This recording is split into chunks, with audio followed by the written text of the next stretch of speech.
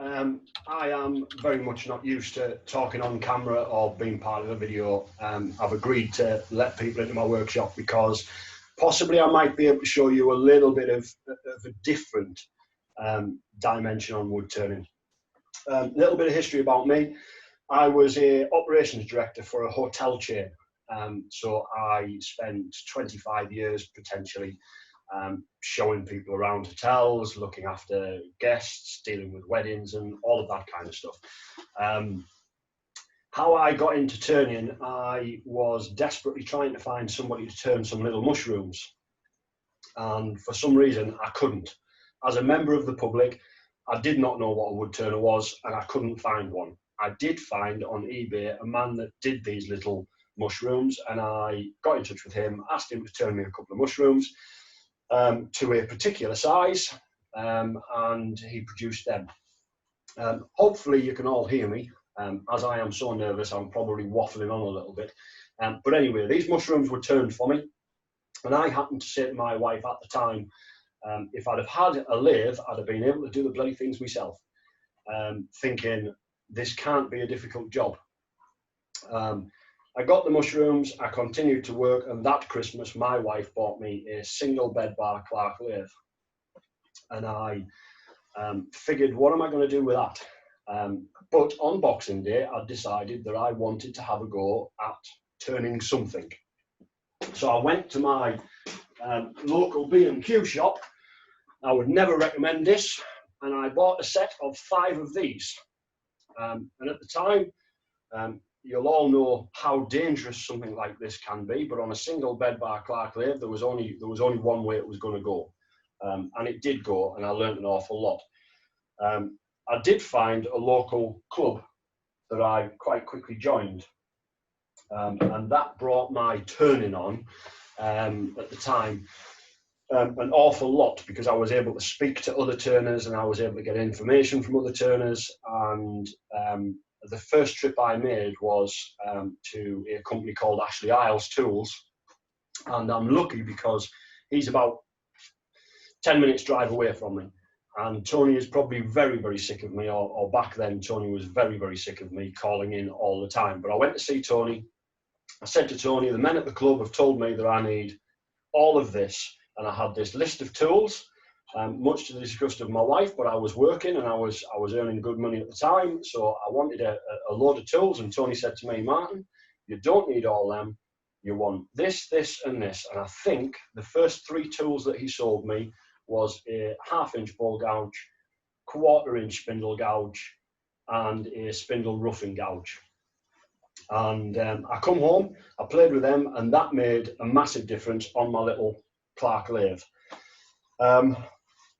We kind of progressed, and I felt like I was getting better. And looking back at some of what I was producing then, I probably wasn't getting better, but I felt like I was getting better. And I started over that year producing items that people were getting sick of me giving away. But I enjoyed making them. I loved wood turning, and I found myself drawn into it that much that I was spending more and more time on the lathe. We continued, and some of the work was getting better. And at the time, one of the hotels that I was in, and I was actually the maitre d' for the Bishop of Lincoln, and we just opened a restaurant, and I decided that I would put some little bud vases into the restaurant. So I did 12 little tiny bud vases to hold some little flowers in the restaurant, and they were very successful. People were commenting on them. It was nice, and I used to sell a few. Not many, but I used to sell a few, and that's how it kind of progressed, really. And then the main change happened when I was reading one day my Facebook page, and on there was the sale of the London poppy. They were selling off the commemorative poppy by a guy called Cummins, did the poppy, and I got out of the bath and I thought to myself, what is everybody going to do with this poppy when they've bought it? It's not designed for the garden. It's not supposed to go outside. People are going to keep it in the house. There is thousands of these things going to get sold. And I come down into the workshop and I turned the same vase that I was producing for the restaurant at the time, and made this poppy vase. It wasn't a particularly nice poppy vase, but it was a poppy vase. And I went upstairs and I said to the wife, "What do you think of this?" And she said, "Well, I like that, but you're not going to get many flowers in." And I said, "It's not for flowers, it's for the London poppy." And we went on eBay. I put them onto eBay. They were £10. The listing fee was about 13 pence. I asked my wife, I said, if you put 10 on there, does it change the listing fee price? And she tried putting 10 quantity. It didn't change the listing fee. And I said, just put 10, it'll be fine. I hadn't got to bed. I had not got to bed when all 10 of them vases had sold. So I said, well, that's good, but I've got to go to work next day. I said, just relist it, but double the price. £19.95, and this time, same listing fee, 50, put 50 in, it'll be right. I went off to work next morning, and she rang me at lunchtime, and she said, "Martin, you would better do something because you've just sold 50 of these vases." And I said, great. And I come home and I used the money that was already in my PayPal account to upgrade the lathe that I had. And I bought a second-hand, it was a Pullwood running gear, but it was from Boston, and it was a Silver Drive or Silver Link lathe, a lot more substantial, better running gear on it. And I used to drill these vases out, pop them onto a center on the lathe, turn them into a vase shape, and have them away. And that year, I was just having a look just before we come on. That particular year was 2015 when the business was started, and we produced 6,000 of them. So that'll give you an idea of where it went. We produced a massive amount. I gave up my job. I knew it was going to come to an end, but I figured that I absolutely loved what I was doing, and we try and come up with the next big thing next time. So a lot of what I do is not artistic. I admire these guys who can create artistic work. Unfortunately, my market doesn't allow me to sell artistic work. So I try to come up with an idea, that I reproduce it until I'm happy with it. Then I put it to the market, and sometimes I get it wrong and it just doesn't sell. Then I don't make it anymore and I start with the next thing. If it's successful, it will always stay on my shelf.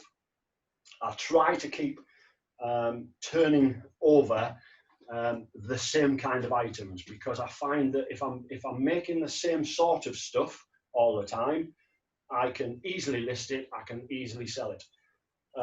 So a lot of what I do is more repercussion, and you'll see that. I've produced a video of a walk around my workshop. The reason I've done a walk around my workshop on a video is because my workshop is below my house, it's underground.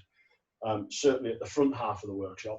I live in an old railway house, and above me is about a foot of concrete where the footings are for the house. So the way that they built it is they built the blockwork, then they laid railway girders across it, and then they poured concrete. So the walking around using a Wi-Fi is just not possible, because the LED lights that I've put in and the railway girders cause it loads of problems. So I decided to do a walk around silent video. If anybody's got any questions or want to stop, I can always stop the video at my end. Alternatively, just ask me at the end and I'll put you back on when I show you some of what I do. So this is the entrance to the workshop. As you can see, I go at the front of the building. I come down a few steps into my basement. This area here gives me a good drying area. Any timber that I buy is in for a job. I don't buy timber that hasn't got a use. We all have workshops that are full of timber, and we never have a piece of timber when we want to turn it. So we have to buy another piece of timber.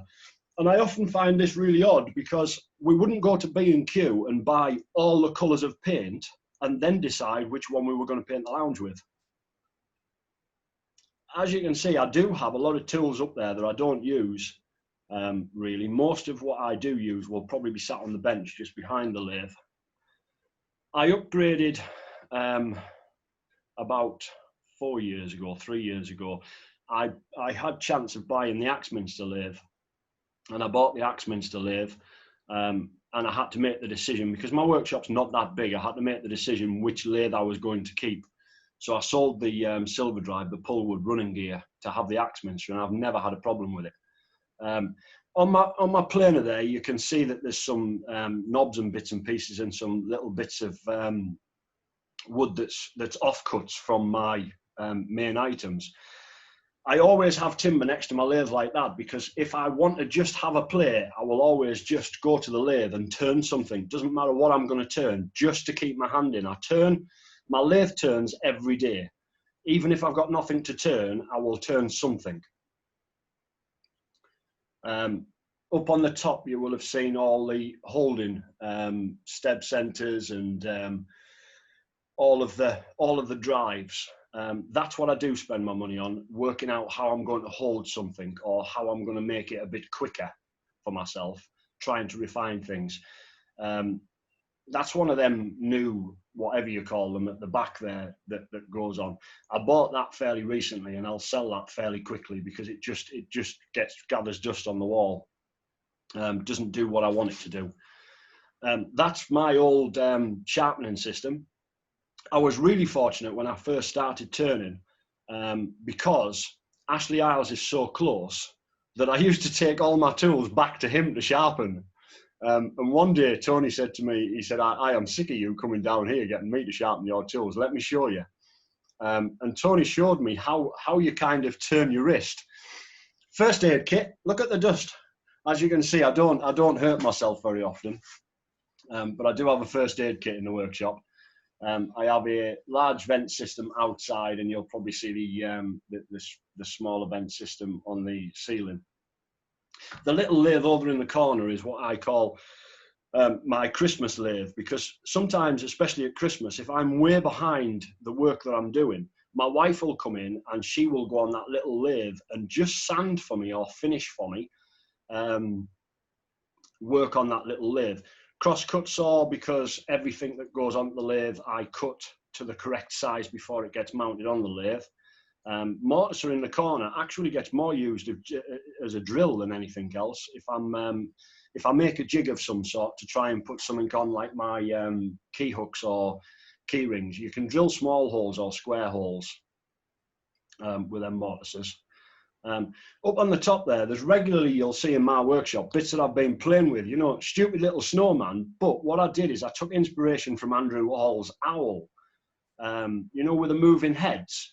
And I thought, can I make a moving head on a snowman just to have a different thing to what everybody else is selling? Everybody sells snowmen. Can I produce something that's different? Fire extinguishers through the back. Hopefully I'll never ever need them. But I do like to have them.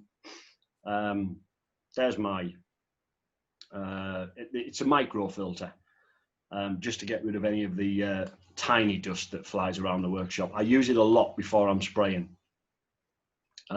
All my work has a lacquer finish. It's very, very rare that I use any other finishes. I do have a load on the shelf, but they're kind of surplus. Risk assessment for the workshop. I don't teach and I don't demonstrate and I don't do video, well, anything like that. But it's always good to do your own risk assessment, because then what you're doing is you're assessing the risk for yourself. And the industry that I come from, we risk assessed everything all the time. This is a spray booth. You can see there's a big vent at the back there, and that little stick there that turns around, it allows me to spray the side grain on the clocks. This lathe I bought at auction, and it is an old German lathe, tiny something they call it. But what it is one of the first versions of the copy lathes when they were first produced. I didn't give an awful lot of money for it, but what it's perfect for is rounding. So I can get a couple of the kids down here, and they can round up a square blank so that it's round, so that I can start shaping it on my lathe, just to speed things up at Christmas. Through in the next room is my bit of office area and storage area for the bulk of the stuff that I produce. I produce an awful lot of clocks. I come up with an idea where I would I like to interpret something else. So I will see another maker, or I will speak to another business and say, can you do that for me? Clock parts I always buy in volume. These little buttons go on the bottom of the clocks, and they're made by M3 because they're a bit nicer than anything else, but they give a nice, they just give a lift to the clock. I do have a little air compressor type thing that sits up there, you know, for spraying colours, but I just find I can't clean it. So I'm forever buying the nozzles and things. So it just got tossed on the shelf, and it really doesn't get used very often. Through into the back room. That shelf there is what I call an item that I produce that I can't reproduce. The same as the top shelf there. These are designs that I am playing around with. That decanter at the back there was one of my first involuted, you see, and I like to try and keep my first item if I can, because it's in the development stage. So that shelf's individual items that I can't reproduce. So when I market it, I can only put it on one site, and it has to just sit on the shelf until it sells on that site. Sometimes if it sits on that site for too long, I will take it off that site and put it onto a different one. I always say I work with 3 or 4 different sites that sell my work. And just because you can't sell it in Harrods doesn't mean you can't sell it in IKEA. So if you can move it around, then it works. These are the little dash hounds.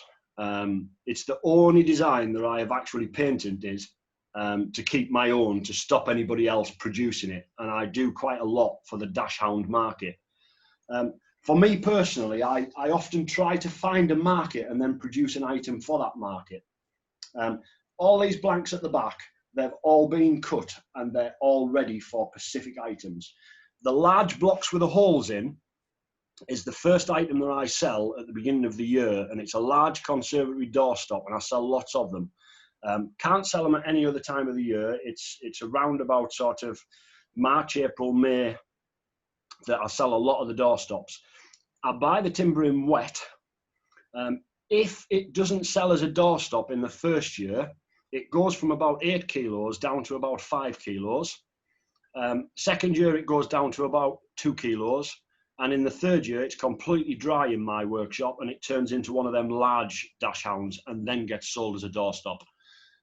Weighing scales, you'll have just seen them. I bought them from a local post office. It's probably one of the best investments I ever made, because it means I can weigh my parcels, and I have actually been known to put things back onto my lathe and take a little bit off just to get it below the 2 kilos for Royal Mail. When you try to make a living out of this, every penny matters, and you have to almost work out the cost of everything that comes in and everything that goes out. So hopefully you've kind of enjoyed. I know I've had to rush you around my workshop. Stop share. I'm going to move you around the other side, if I can see what you can see. Somewhere there. And this is the kind of stuff that I make. We'll do some of the stuff that well, one of the things that you might find interesting. This guy was when I first started producing them. I went and I saw a demonstration. I like going to hear what everybody else has to say, and I've been to 33, I think, in my book, 33 of the English UK wood turning clubs, and I have seen some 130 demonstrations, because I like to know what everybody else is doing, and I like to understand and see what they're making and how they make it. And I learn from these guys. And one of the guys that I saw one night doing a demonstration was a guy called, and I wrote his name down because I'm terrible with names, guy called Ray Jones. Ray Jones is a spindle turner from over Liverpool way, semi-retired, if not retired now.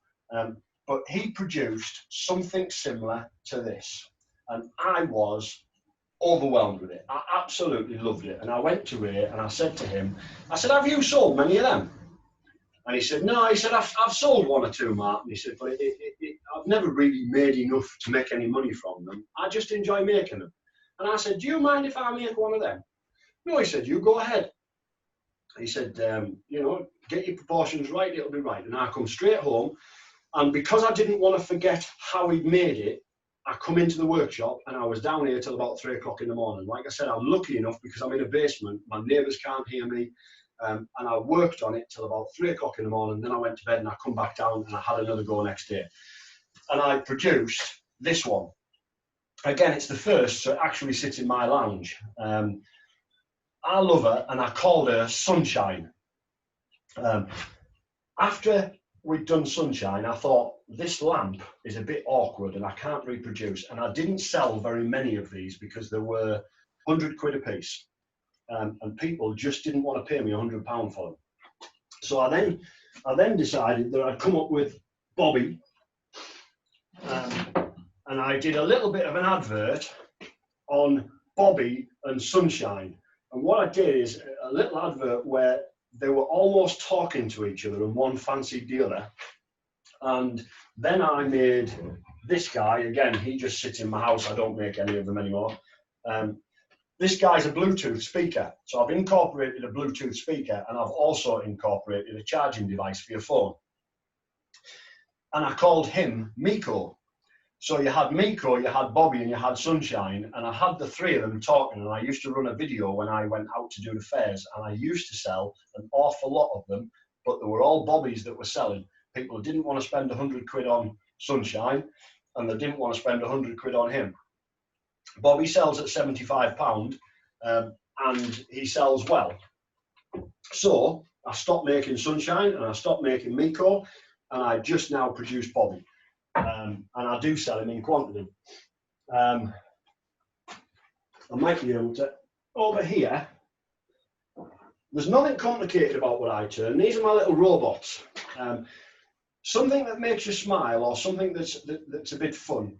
Little robots, the kids actually turn these on the copy lathe. They're all turned individually. I just cut all the timber and then they put them all together for me. These guys, again, they sell really well, and what I did is I used the design of that and I come up with this one. And it's just moving from one thing to the next, and you already know the patterns and you already know the sizes, and all you're doing is you're scaling up to it. The shooting fraternity buy an awful lot from me. I sell to gun clubs and I sell online, certainly on my Facebook. And I do sell a lot of these. The advantage with these clocks, the column clock that I come up with last year is a version in the center of what I call a pyramid clock. This one just moves up and down. It's not attached to the base. It just sits like a pyramid, so it's kind of on 3 points. And you can move it around so that depending on the height of the shelf, you can still see the face of the clock. So I find these really good to make, and I can do quite a lot. Well, you'll have seen the blanks as I kind of went around. When you get into a system where you're cutting a blank and you're creating 10 or 12 pieces, it becomes very easy than making one. If you were to ask me to make one of these clocks, it would probably take me all morning. Whereas if you put an order in for 15, it's 2 days work. It becomes very easy. It's the same as when you're doing the bobbies. You do have to kind of stop yourself from the muscle memory if you want to start changing the shapes. And certainly when it gets to Christmas time with the snowmen, I tend to turn 10 snowmen, and then I'll turn 10 lady snowmen, and then I'll turn 10 men snowmen, because it'll just get that muscle memory out of the way. Or you just turn them identical all the time. Bowls, I do a few bowls. Normally, if I've got a piece of wood that is just too nice to cut into small blocks. But like I said, when I buy timber for a job. Having said that, I also like designing and playing around. I like to come up with new stuff. So on an evening or whenever I've got time, I will just throw a piece of wood on the lathe and have a go at something. But I also try to research markets and see how big the groups are. We get ourselves into it's almost like our own little world, and we believe that because we like it, everybody else likes it, and if we do it, everybody else must do it that way. And I've found over the 5 years that I've done this, there's now nothing shocks me anymore, because there is so many people, you know, the thought of a man sitting on a railway platform collecting railway numbers, does anybody really do that? Well, there's thousands of people that do that. You know, and it's such a vast world out there that all these people have all these different interests, and if you can click into some of them interests and design a product around it and then just sell it to that market, there is a market for it. Like I say, I suppose I'm a little bit different because I don't teach and I don't demonstrate, so I can't earn my money from doing that in turning. I have to produce a product, but I also I love producing that product.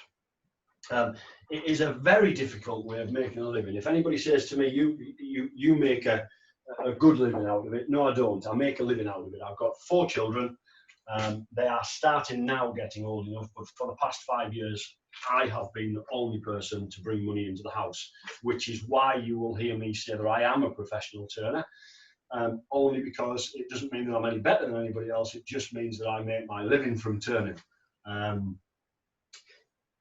don't spend very much on tools. I have, just because, again, I like to play around. I saw a guy making Russian dolls, and the tool that he was using was this lathe knife, and I was besotted by it because it looked very much like my skew chisel. And I needed to understand what this lathe knife was and why he was using it the way that he was. And I got in touch with the guy who had produced that video. Unfortunately, he only spoke Russian. So I had to find an interpreter to be able to interpret it across. And I wanted to know where he bought them tools from and how long he'd been using them.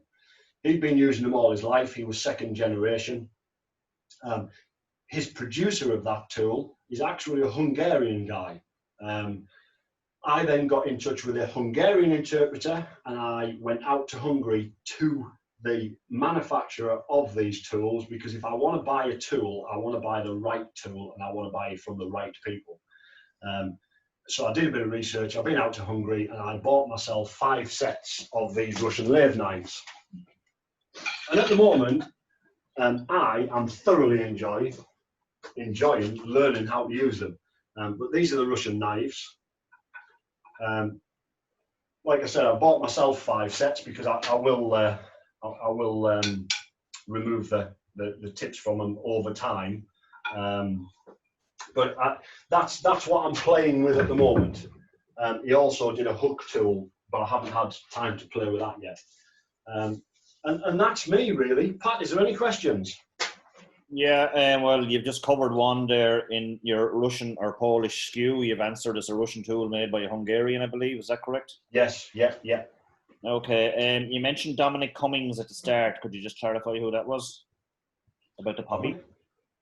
Oh, yes. It was Cummins made the poppy for the London poppy display. Guy called Steve Cummins. For those of you who don't know, the Sea of Red at the the Tower of London, back in 2000, and I was just having a look at that. It was 2015 was the start of my journey.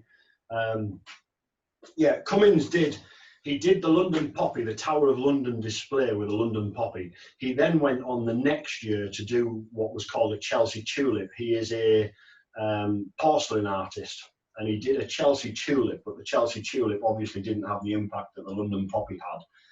But the year after, I did produce a tulip vase for exactly the same thing, just in case it had exploded, but unfortunately it didn't. There wasn't the market there for the vase. But I think with the Tower of London, everybody knew it, and it was always going to be a popular item. Okay, Martin. Your clock silhouettes, are they bought or made, or do you sell them singly? No. I bought these, I buy them, and to stop anybody else reproducing them, I went to a manufacturer, and there's a guy down in Portsmouth that does these decals for me. I often get asked this, and I could probably sell them to other turners and make make a lot of money. But what I would then be doing is sort of cutting my nose off to spite my face, because you'd all, even if you made one or two, you'd all kind of flood the market for me. I come up with different designs, and I produce or try to produce them for a market. So originally we went into the shooting market and did just the shooting clock. I do 14 different types of decals, but the shooting and the Lancaster clocks are probably two of my best sellers. When I first started with these, I used to get them laser cut out of, it was metal originally. Then I went and got them laser cut in birch ply. Because I spray them all, I got them cut in birch ply, and then I realised and thought to myself, well, hang on, MDF is probably cheaper than birch ply. So I got in touch with him and said, is MDF going to be cheaper? And he said, yeah. He said, that's half the price. He said, I can do you them, half the cost. I said, right, we'll have a go at that. And now, with a lacquer finish on the top and the paint that I use, I get such a good finish that most people think they're metal anyway. But they are purely just MDF laser cut. You can buy laser cut decals from places like eBay. You just can't buy the ones that I use, because I go direct to a company who produces the decal for me. But if you're going to have a look or have a go at one or two, you will be able to find something similar on eBay. The problems you're going to have is the sizes and the dimensions. So you might have to work your wood around the decal, which wouldn't be a problem for a lot of turners. For me, it would be a big problem. When I'm producing something like this, I need to be able to produce it the same size all of the time. It can't be something that I can buy 1 minute and not the next. So normally I go to a place and I say, this is what I want, and this is what I've come up with. A good example of this is this. I don't know how well you're going to see this. This is old-fashioned style candlestick clock, candlestick telephone. And when I made these, they're a bit awkward to do. I needed to put a jig in, because you've got to get almost this curve. So when I put it onto the lathe, I needed one side sticking out, so it was off center almost to get this curve. But I produced these and I sold a few of them. And what I found is when I posted them out, this was made out of timber. It broke. It had this snapping point here. So when you've posted something to somebody and it's broken, firstly, it's not very nice when you've got to kind of apologize that the item that you've just sent is broken. But secondly, it's got to come back to you. You've got to fix it. Everything I sell is guaranteed for life. I don't care whether somebody bought a clock off me 5 years ago. Everything I make, I will reproduce or I can resell. So if somebody's got a clock and they damage it or they break it, they can send it back to me and I'll replace it. With these, I needed a solution for this tiny little breaking point here.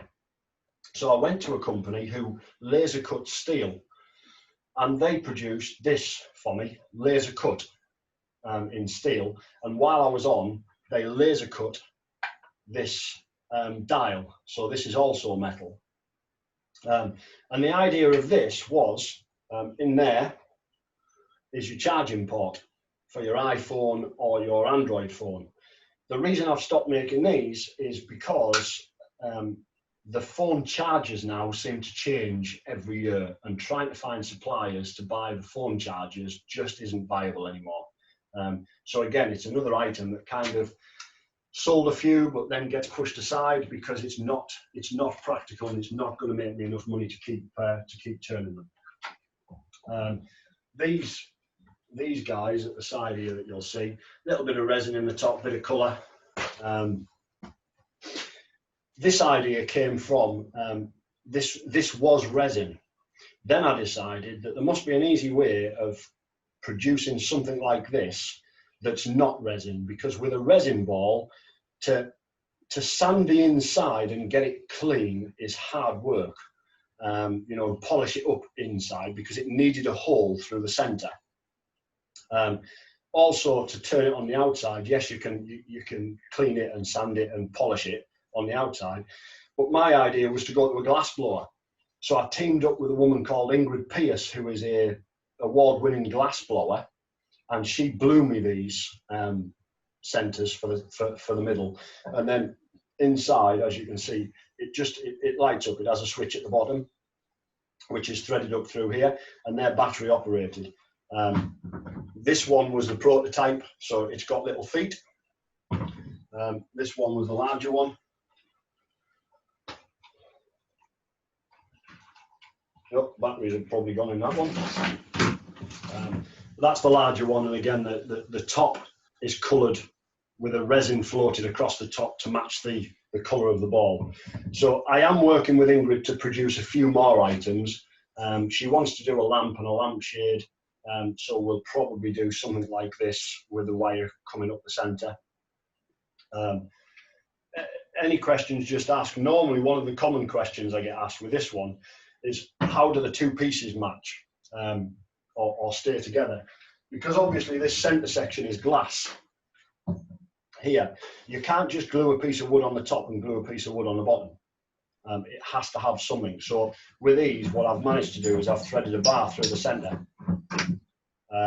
So they're attached. And that bar goes right the way through that glass centre and into the base. So they do take a little bit of, it took a bit of working out, but that's probably the most enjoyable part of turning. For all I do simple things, it's the working out and it's the sizing, and it's the actual finishing of the product. I think what ties us all in with turning, if we're all honest, it is the finished product. Whether that product to a brand new turner isn't highly finished, it is having something that you've made and finished and having that tangible item at the end. People say to me, oh, well, I couldn't turn 10 the same, that's boring. Well, I turn 10 the same, but I still get the delight out of 10 individually finished items. I do a little bit of, I try to incorporate, like I said, it's just a key hook, so it's got 2 rifle bullets on here, and then all I've done is I've turned out this center here and put the decal in the middle. But what it does do is instantly give you another product to sell to the market that you're already selling to. These little key rings that I produce, I do sell a few of these, but I tend to give more away than enough. A lot of shops now, if you order something from the shop, you will get a packet of sweets, a packet of Haribos or something like that. Well, if you buy one of my clocks, I'm going to send you a gun cartridge keyring, because ultimately, if you're buying this, you're in the shooting fraternity. So I send you one of them free. And it's really funny because I've just had a message tonight from a lady who bought one of these, and it's just arrived today. She got her free keyring, and she's come back and she said, I've been having a look on your site, Martin, on your Facebook page. Them keyrings that you sent me out, you've got at $5.99, I think, on my Facebook. Could you give me a little bit of a discount if I wanted 20 of them? So instantly I've got another sale of 20 keyrings from a clock that, it was a freebie, but it's generated, 50 quid. And it goes around. I do these little, lots of people turn mushrooms. I do them normally out of bits of branch wood or tiny little offcuts. So the cost of the keyring comes in at about 0.3 pence. And the cost of the timber, it's just off the floor. But I put one of these keyrings in with every one of the Bobby clocks that I sell. It's just a little kind of thank you to my customers, certainly for buying. And they appreciate just that something additional. It's always nice to get something for nothing. Any questions, Pat? Yeah, Martin. Are they all still awake? Just about. Good. The market for your robots, do you find this mostly adults or kids, or just a mix of both? Yeah, it's a mix of both. Bobby was designed for a children's bedroom. I believe that there was a market there. That's why all of the clocks have numbers. I never sell them with Roman numerals. because I believe to teach a child how to tell the time, you should be teaching a child how to tell the time on numbers rather than digital or Roman numerals. So all my clocks, all the Bobby clocks, have numbers. And I don't think there's one of them in a child's bedroom. I think every single one of them have gone to sort of middle-aged, elderly ladies that just seem to smile at them. The robots, again, if I was going to say my market for the robots is probably aged 22 to 40, somewhere around there. If I was going to put a demographic onto the Facebook. Okay, there's a query about your doorstops. You mentioned about the weight, These guys. It was just about the weight, the way you weigh the pieces, and then they get down to X weight. Presumably, I think it was the dogs, maybe. Yeah, they do. These guys. The big dog. Sorry, the question was, do they get so light then that they don't act as a doorstop? Was the question. Exactly right. Exactly right. I won't sell something that's less than a kilo to hold a door. These are probably one of the biggest doorstops you can buy on Etsy. If I sell more of these at 14 inches high, everybody else seems to sell them at 6s and 8s. Mine are 14 inches high, and I'm the only Etsy seller that sells them at 14 inches high. When they go out of my workshop, I buy them in wet like this as a block. So they are approximately 8 kilos. I'll find that next year they'll be down to about 5 kilos, but they're still very moist. So if I put it out in the garden, it will gain weight by getting its moisture back. So they're okay at 5 kilos. After 3 years, I would never sell one because it'll never get its weight back. These are designed to go outside your conservatory door, to hold your conservatory doors open. They're not designed to be in the house. So once they've got light enough and dry enough, I turn them into the large door stops. There was one through the back.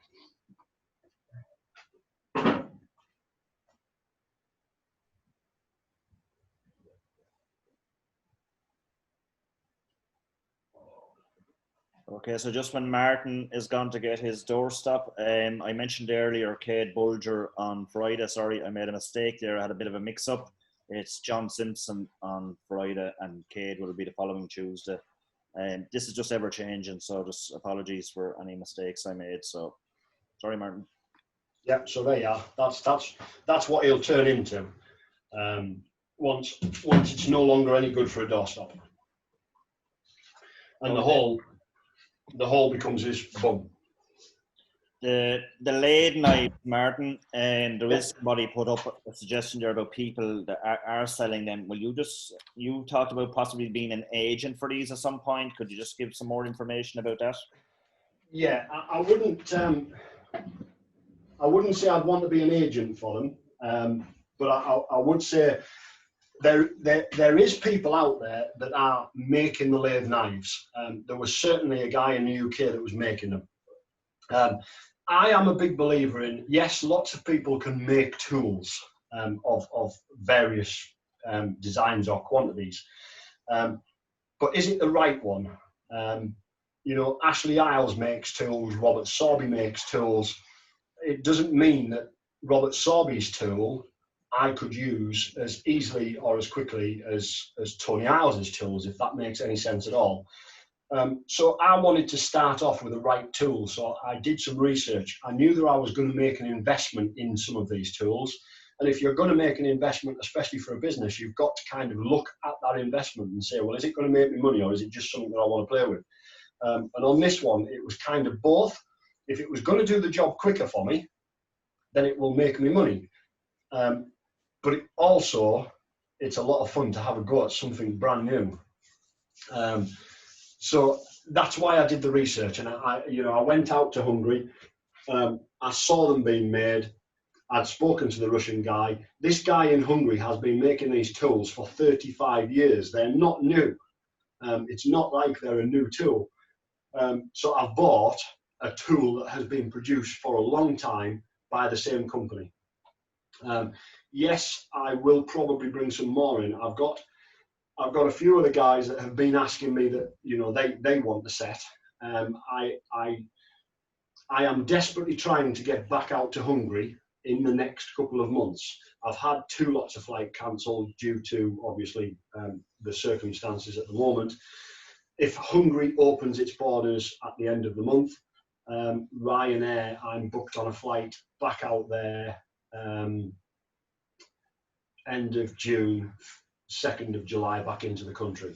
So while I'm out there, I will bring some more of them, especially for the guys that have been in touch that said, I want to have a go at that mountain. So yeah, I will have some available, but I wouldn't. I pride myself in being able to turn and make a living at turning, and it's what I love doing. So it's not about trying to make money from the people that I associate with. It's about making money from my customers. But yes, if anybody is interested in them, I do have a very good Hungarian interpreter, and I can do a very good deal in Hungarian. So give us your website then, Martin, when you are on about details, so people can stay. I knew there'd be a question on a website, and I am going to say this. I don't have a website. Now, lots of people would say, well, how can you sell stuff if you don't have a website? When I first started doing this, I had a website. And over the first 2 years, I paid quite a lot of money for that website. And it's really quite annoying when you look at the Google Analytics at the end of the week and you've seen that your website has had 13 hits and it's cost you 50 quid. So very quickly, I stopped my account with a website and I no longer have a website, and I now sell on the major platforms. So I sell on Amazon, I sell on Etsy. I give everybody a discount on my Facebook. I've worked very hard to build a client base on my work on my Facebook page. I try to keep wood turners off my Facebook page because for all you're all very nice people, you have a tendency of commenting and saying, that's a lovely item, can I have a go at that? And that instantly to a customer looks like that's somebody else who makes that product, so I'm not going to bother. So I do try to keep you away from my business Facebook page. Like Pat said, over the last few months that we've been doing any kind of video or getting involved in the wood turning community, my Facebook requests for friends on my Facebook has gone through the roof. And I'm happy to accept Facebook friends on my sort of life page. And I normally cross promote between my business page and my life page. So you can get onto my Facebook business page and you will see links to my Etsy shop. I'm happy to speak to anybody at any time if you just send me a private message, and I'll try and answer any questions. If anybody does want information on them tools, I will also organise that and let you know more when I get back from Hungary at the beginning of next month. But that's really all I can say about that, Pat, because I'd love you guys to be my market, but unfortunately you're not. So if I can help anybody, just ask me the question. If anybody is really interested and wants to buy one of the decals or a couple of the decals, I don't mind selling a couple of decals, especially if you've got an interest in. I do fishing ones, I do golf ones, shooting ones. So I can always send you 1 or 2, but if you're going to ask me for 100, I kind of know that you're thinking about creating my clocks, and I'll probably not supply you and let you find your own guys. Okay, Martin. Would you consider putting a weight in the door stops to compensate for the drying out? No, it's too much hassle and too much work for me. Okay. The timber is cheap enough for me to buy in the first place, especially wet. It's produced over a couple of years. Like I say, I only buy timber that I'm going to use anyway. So when I buy a tree, I can decide what that's going to get cut into and utilise the timber that I'm purchasing. So no, adding weights and that kind of thing, it's just another element that you need to put in, and it's something else that you need to think about. Whereas, these take me no making at all. They go through the planer, they're planed off on 4 sides, they're not sanded because they're supposed to be rough and rustic. The rope I buy in by the meter, I can cut it into 3 to fit the top. A hole is drilled in and it is pushed in. Then what I do is I turn a dowel and I cut it through the bandsaw. You'll have noticed, or hopefully noticed on my bandsaw, the little bit in the centre, the round circle that you get in a bandsaw, it normally has quite a big hole in. What I've done is I've made a wooden piece to fit in there. Actually, the one that I've got on there at the moment is plastic, but I've turned that plastic, cut that slit so that it's quite tight against the saw blade, so nothing drops and nothing twists. So I'm able to push the round stick and almost cube it off so that it creates a circle at each side, and then the pegs are pushed in and whacked in. And that's how they're made. So they're very, very easy for me to produce, cheap to make. I can price them and cost them rather than trying to add weight to them. I can just use the timber. And if it cracks up too much, I can cut it into smaller pieces, because everything that I work with, you know, even down to these guys, they're 2-inch and inch squares. So whatever happens to the oak, I can always end up with something out of it. Everything leads from one product into the next. That's why I called myself Station Oak, again, for marketing purposes. Not only do I live in an old railway house, I predominantly use oak. They are also 2 of the main keywords that are typed into Google. I could have called myself Martin Clarkson Wood Design, but who is Martin Clarkson? And am I looking for wood design when I'm looking for a table? Well, when I'm looking for a table as a customer, if you ask anybody, name a wood, they will know what oak is in the UK, and they will instantly think of oak being an expensive timber. So you're kind of putting a value behind the word in the first place. So if you are setting up a business, think about your keywords and the words that you use. And I often say this when you're selling products, you need to think outside of the box when you're selling a product. It is not, you know, yes, it's a shooting clock, but it's a shooting clock that can go in your lounge. And then what you need to do is you need to keywords like hunting lodge, gamekeeper, 22 rifle, shotgun. These are all keywords that will lead you to that product that you're looking for. The internet is such a vast place, and you've got to try and get yourself out there, and they've got to be able to find them products. And by using the main sites, your keywords will link into Google, and it will push you in that direction towards that product. And yes, there might be 100 products that have them keywords in, but you've got half a chance in being seen.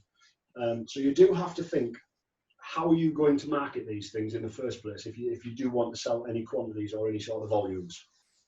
Okay, Martin, lots of good business information. Just a wood turning tool question here for people that don't know, what is the hoop tool? Got that on the side here. I can't even comment on this one because I haven't used it yet. Can I get that in close enough to the camera? There it is.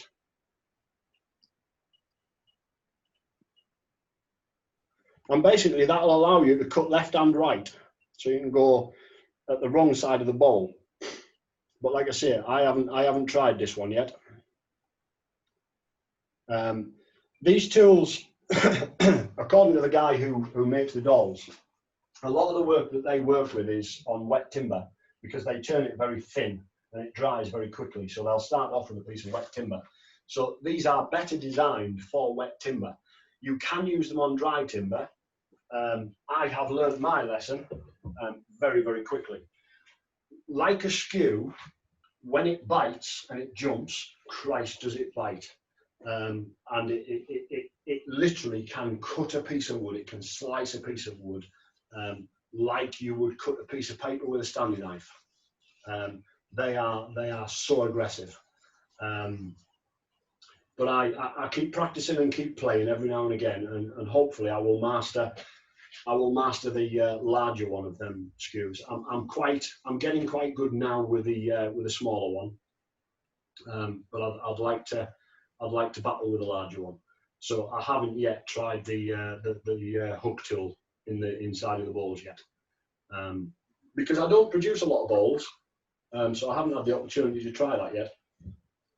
Okay, Martin, thanks very much. Yeah, Michael Hazellock and Ulf Anderson are 2 advocates of the hoop tool. Anybody wants to look them up on Instagram or YouTube, you'll see videos on the hoop tool. a very efficient tool for removing timber quickly. But yeah, it takes a bit of getting used to. That's all the questions, Martin. So have I managed to get through it, Pat? you've done a great job, and it was actually a good insight into how the business works. And it was interesting that you have all your family on board as well. So that's a nice thing. Oh, family run business, so. Regularly, the boys like to come in, especially when we are, when I'm busy and I'm falling really behind. The kids do like to come down and help me. Certainly, I always say this: the best time of year to sell any product is Christmas. If you can't sell a product at Christmas time, there is something wrong, because it is the biggest market out there. What I have to try and do is prepare myself for that period of time. I set myself a benchmark on a weekly basis. I turn a quantity over a monthly situation, so that I do have products.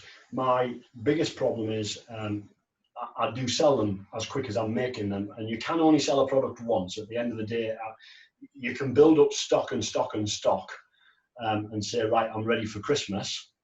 But when you get the opportunity and you sell that product, it doesn't matter when you get to December and you ain't got enough to sell, because you've already sold it. So you just have to you've got to keep producing. But I know there's been many times when I've dragged the kids down here and I've dragged the wife down here, and we've been in the workshop till 3 o'clock in the morning because I've got a show to do next day and I've just got no stock to do it. Because the internet's sold and I don't have the stock. So it is nice to drag them in occasionally, and they do like to see what I'm doing down here. It's interesting to hear, Martin, and of course, again, having kids on board to try keep the craft and the art going. So, yeah. Just a big thanks to Ron and to Martin for giving us their time tonight. 2 excellent presentations, and again, just to say that was done mostly with video on both sides, so that really worked well for us tonight. So there's no excuses for you guys. So. Yeah. So if anybody has anything else, lots of praise coming in for you there as well, Martin, as there was for Ron earlier. So yeah, I'd say you're going to. Thank you. Hopefully, I've given you an insight into well, I suppose, kind of working for a living with this. It's really nice to be able to just do what you want to do, and it's funny because I often say this. When you're buying timber, people will complain about the price of timber. If it's your hobby, the price shouldn't actually come into the equation. If your wife was painting, if your wife was having a new blue settee, and you got to B&Q and the green paint was cheaper than the blue, you wouldn't turn up home with blue paint. You just pay whatever you have to pay. And I always say this: if you're going to make something for yourself, use the best that you can get for the money that you want to spend, and produce that item to the best of your ability. And it is just great fun doing it. When you're producing for somebody else, you've got to look at the costs and you've got to make that work.